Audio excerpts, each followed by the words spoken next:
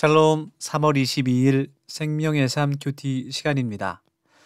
오늘은 함께 사무엘상 25장 36절에서 44절까지 말씀 같이 읽으면서 불의를 보복해 주시는 공의의 하나님이라는 제목으로 말씀의 은혜를 나누겠습니다. 우리 더세움 가족들, 오늘 하루도 하나님의 말씀이 우리의 중심이 되기를 소망합니다.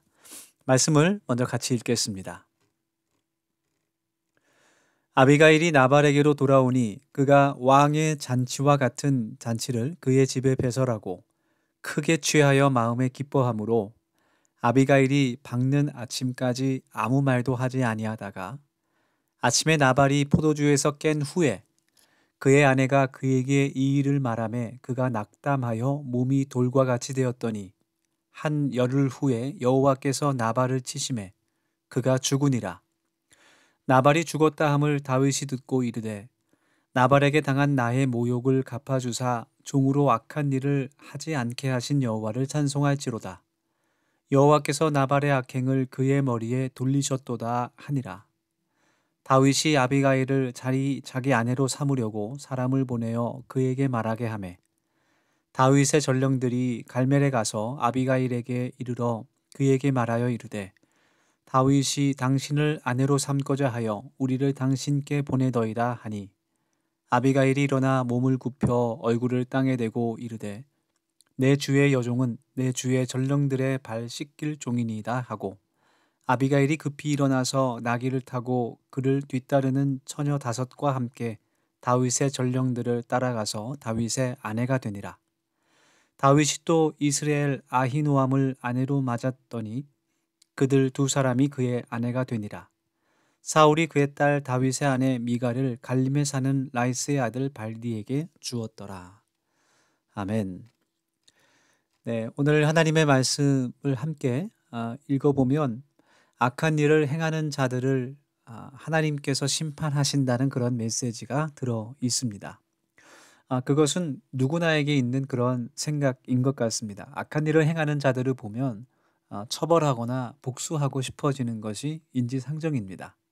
하지만 하나님께서는 우리가 악으로 그 악을 갚기를 바라시지 않고 오직 심판자 되시는 하나님께 맡기는 것을 우리에게 원하십니다. 오늘 36절의 말씀부터 보면 아비가일이 다윗을 만나는 동안에 나발이 한 일에 대해서 기록하고 있는데 그는 큰 잔치를 벌여서 향락을 즐기고 있는 모습을 보여주고 있습니다.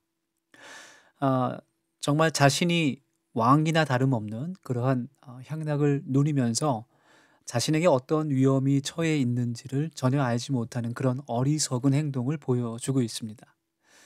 그것은 마치 하나님의 심판을 깨닫지 못하는 세상 사람들의 모습을 반영하는 그런 모습 같습니다.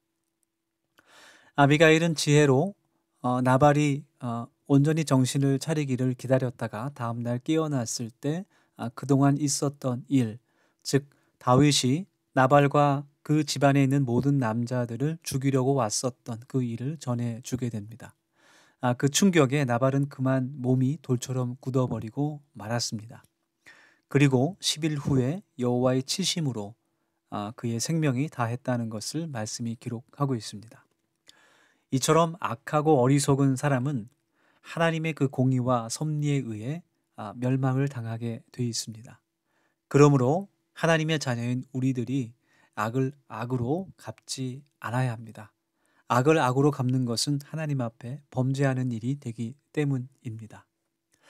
39절부터의 말씀을 읽어보면 다윗은 어리석은 나발로 인한 그 분노를 자기가 악으로 악을 갚은 것이 아니라 아비가일의 지혜로 말미암아 그 악을 행하지 않고 하나님께서 그의 복수를 갚아주신 것을 보게 되고 아비가일의 남편 나발이 죽은 것으로 인해서 아비가일을 아내로 삼는 일을 하게 됩니다. 이것을 보면 마치 나발에게서 아내를 빼앗은 것 같은 그러한 생각이 들기도 하지만 그 당시 문화에서 보면 아비가일에게 은혜를 베푼 일이 됩니다.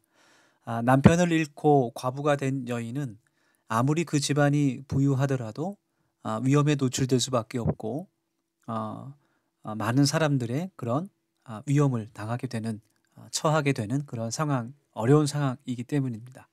다윗은 자기를 모욕한 사람을 또 용서하고 그 아내를 거두는 은혜를 베풀었던 것이죠. 이 모든 것이 하나님의 섭리였고 하나님께서 오늘 말씀을 통해서 우리들에게 주시는 그런 뜻이 담겨져 있습니다. 악하고 어리석은 자를 심판하거나 또 보복하는 것을 하나님께 맡겨드리고 오직 선하고 지혜로운 자를 가까이 할 때 하나님의 은혜가 우리에게 임한다는 것을 깨달아야 한다라는 것입니다. 우리가 세상을 살아가면서 참으로 억울한 일을 많이 당하게 됩니다. 때로는 나의 실수나 잘못이 아닌데도 그 책임을 내가 져야 하는, 그리고 정말 억울한 일을, 그런 모욕적인 일을 당할 때도 있습니다.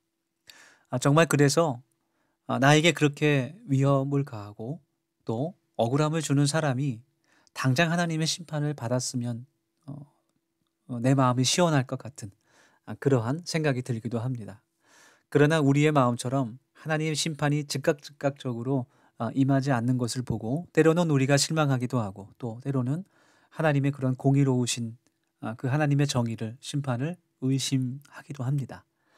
그러나 분명히 우리가 깨달아야 할 것은 하나님의 공의와 심판은 반드시 이루어진다라는 사실입니다.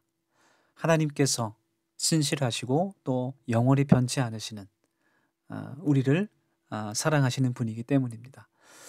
우리가 흔들리지 않는 그러한 믿음과 그런 신앙을 갖기를 함께 기도하며 하나님의 공의와 심판이 하나님의 때에 이루어질 것을 믿는 믿음으로 살아가는 우리 더세움 가족들 되기를 소망합니다. 우리 같이 기도하겠습니다.